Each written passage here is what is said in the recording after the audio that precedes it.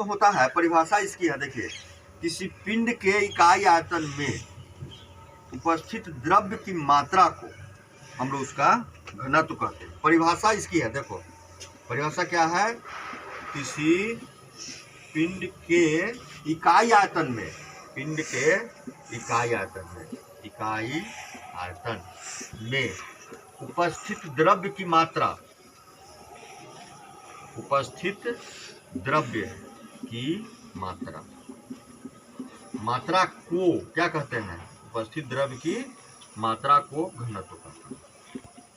तो घनत्व में होगा, घनत्व कहते हैं, देखो घनत्व कहते हैं डेंसिटी। तो घनत्व बराबर होता है द्रव्यमान बटा आयतन।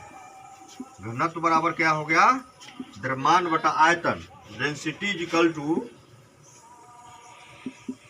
मास बाय वॉल्यूम।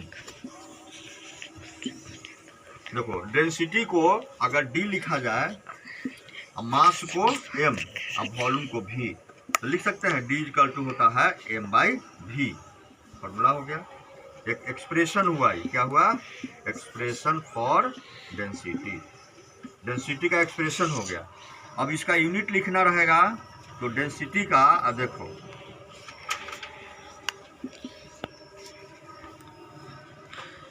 डेंसिटी का ऐसा यूनिट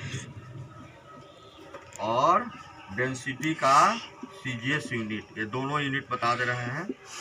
देखिए डेंसिटी का ऐसा यूनिट होता है, बताओ, ये मास हो गया, द्रव्यमान। तो द्रव्यमान का ऐसा यूनिट तुम याद किए हो, बोलो क्या है, एम तो सिंबल है, तो मास का होता है किलोग्राम, किलोग्राम।